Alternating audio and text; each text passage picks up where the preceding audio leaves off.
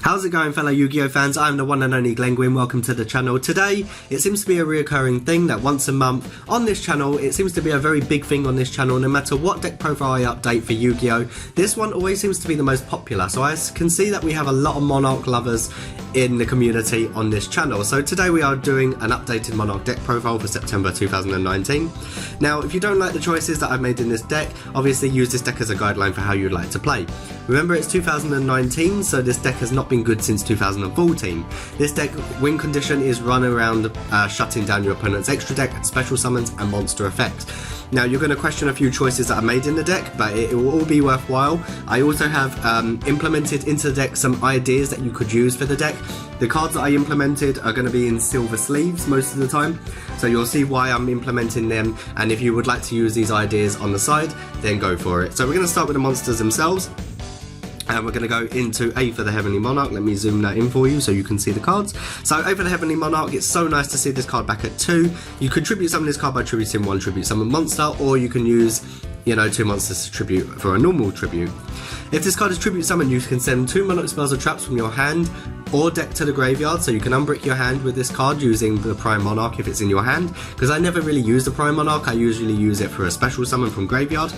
You get to special summon one monster with 2,400 or more attack and 1,000 defense from your deck, but return it to the hand during the end phase. This card is also really good because as a floodgate and interruption, because if you have cards like Escalation of the Monarchs, if you have cards like Monarch Stormfall, you can use A for the Heavenly Monarch's effect, which is a quickie effect. You can banish one Monarch spell trap during your opponent's main phase. Immediately after this card resolves, you get to tribute summon this card. So the good thing about this, you can use your opponent's monsters. If it's Escalation of the Monarchs with this card in conjunction, chances are when you bring A for the Heavenly Monarch out, you're going to bring out more interruption plays. Now, most of the time, I might actually switch this card out because Karez Monarch you can special summon off of Aether. Problem with Karez is when it is normal special summon, so you get the effect when it's special summon, you really don't want to pop your opponent's cards on the field. Yeah, if they're problematic, it's good, but you really don't want to allow them anything like any draw power. So I really would take this card out. But here's for the ideas of the deck. We could take this card out and we could also play cards like Delve the Dark Monarch. Delve the Dark Monarch is a really good card. This is not something I'm playing in the deck, but this is something that you could actually use as an idea for the deck if you wanted to take Karez out, and you can actually banish cards and mill cards from the opponent's top deck if you need to. Be careful what you are playing. If you're playing against Thunder Dragons or if you're playing against zombies or something, always take Delg out of the deck. But obviously I am playing Karez Monarch. Now, another idea that you can actually implement into this deck, if you don't like Karez, for example, but obviously you always have to have one of them, you can play cards like Dark Simorgh. Now, the good thing about Dark Simorgh, if it's on your opponent's turn and you use Escalation and you can bring out Aether on your opponent's turn, Aether's effect is going to special summon Dark Simorgh from the deck. Because it has 2,400 or more attack and 1,000 defense, this card can be brought out off of Aether. Now, the good thing about this card is your opponent cannot set any cards on the field. That is a great card. Your opponent cannot play their cards, they cannot set their quick play spells, they actually have to activate everything from their hand on that turn. Now, it's really good to have Dark Simorgh in the deck, but like I said, main deck option at the moment is Karez Monarch. So if you do like any of those ideas, then feel free to put them in. Then we're going to go off to running Erebus at 3. Erebus is very needed at 3. I feel like this. Hold on, let me just adjust the camera a little bit. Erebus at 3 is absolutely amazing. It comes with a fantastic effect. So when this card is tribute summoned, you get to send 2 Monarch spells or traps with different names from your hand or deck to the graveyard, very similar to Aether. And if you do, shuffle 1 card from your opponent's hand at random, graveyard, or their sides of the field into the deck. Now, because it's non-targeting also, this card is absolutely fantastic and I fully recommend it. During the main phase also, during either player's main phase, you can actually, if you've already lost your Aether, you can actually activate Erebus's effect. If you have a Monarch spell trap in your hand, you can activate his effect, target himself in the graveyard or Aether or any of your Monarch cards, and you can reoccur them by bringing them back to your hand. So that is why we're running them. I wish I actually had more of this card. This card is absolutely broken. I love Thestalos the Mega Monarch. When this card is tribute summoned, you get to look at your opponent's hand. Okay? Look at your opponent's hand. That is knowledge enough for you to win the duel. Okay? You look at your opponent's hand. If it's a monster card that you discard from their hand, you inflict damage. So this is really good on going like game 3. If you're going first and you get to play this card and you're going on game 3, You basically just do the damage to your opponent by the monster, and then you basically win the duel if you go into time. So Festos the Mega Monarch is absolutely fantastic. Like I said, I wish I could play more of them. Kaius the Mega Monarch, fantastic if you're playing the Dark deck, especially Thunder Dragon, because you can inflict 1000 damage if it's a Dark monster when it's tribute summoned. When you target a card on the field, you get to banish it, and then if it's a Dark monster, you get to banish all cards with the same name from the hand, main deck, extra deck, and graveyard of the player who controlled it. If you are using a Dark monster as a tribute, mainly you're going to be using Eidos, the Underworld Squire. You get to target 2 cards instead. Now, I bumped Majesty's Fiend down to 2, and we're playing, just to make room in the deck, I'm only playing a 2-to-1 ratio on this. So, 2 Majesty's Fiend because you can search them off of Return of the Monarchs. I'll explain the spell card to you if you don't already know by now. But with Return of the Monarchs, when you do tribute summon a monster, the spell card Return of the Monarchs allows you to add Majesty's Fiend or any monster with 2400 or 2800 attack from your deck to your hand. Vanity's Fiend cannot be searched, unfortunately, but when you do tribute summon this with cards like Domain of the True Monarchs also, Vanity's Fiend lockdown, no special summons, no extra deck. But then it's no special summons in general, so they can't use the extra deck anyway. Which is why I favour Majesty's Fiend over Vanity's Fiend, purely because if you have Domain and this, there's no monster effects at all that cannot be activated, and you have Domain as a lockdown. If you do get Kaiju'd, unfortunately, that is the way of the game. You'll have to find another way to beat your opponent, which is why I'm saying Monarchs in 2019 do struggle quite a lot in the current format. Now, if you don't like any of the suggestions that I've made so far, there's also 2 other suggestions you can play into the deck. Remember, I am not running these 2 cards in the main deck. These are simply just ideas. These are not something you're playing in the main deck. Okay, so you got Danger Dogman, which you can use off of Tenacity of the Monarchs by revealing this card because it has, funny enough and ironically enough, 2400 attack and 1000 defense. So Konami must have thought, we'll make this card for Monarchs. But the problem with this card, if you don't get the special summon, yeah, your opponent loses 1000 attack and defense on all their monsters.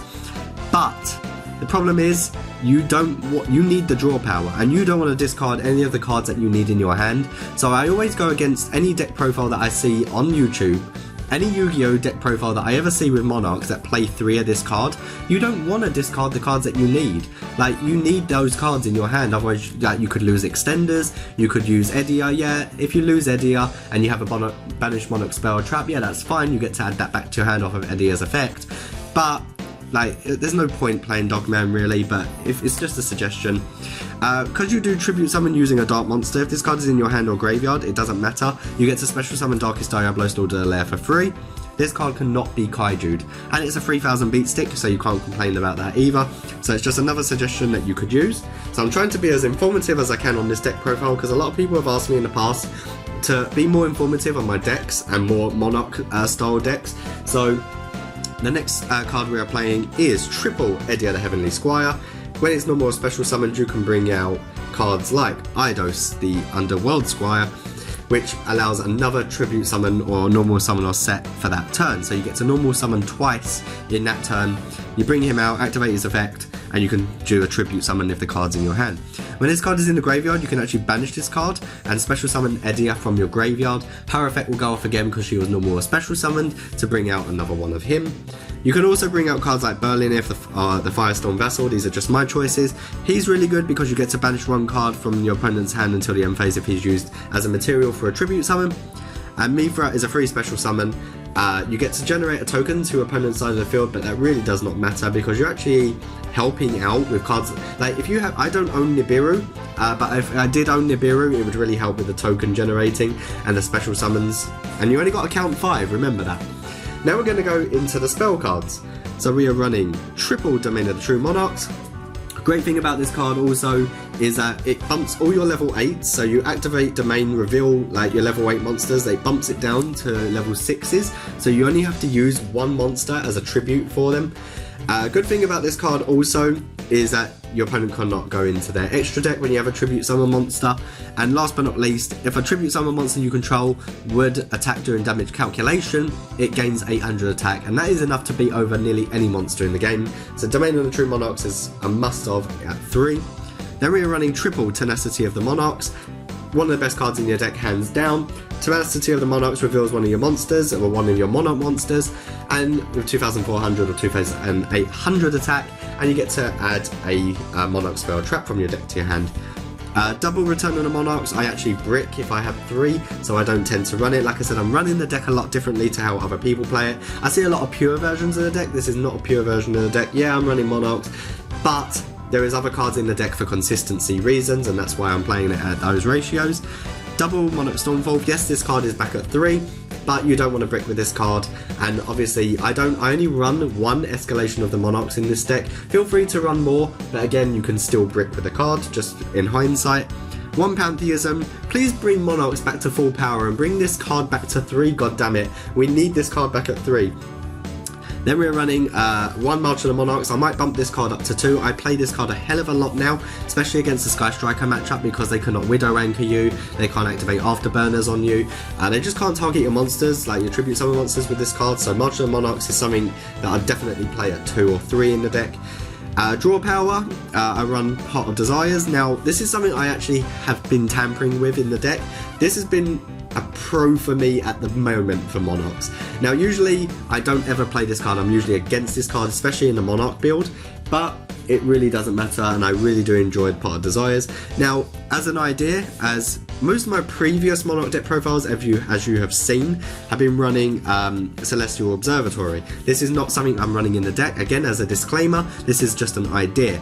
So I have swapped out the Celestial Observatories for the Part of Desires, but Celestial Observatory is a fantastic idea to also.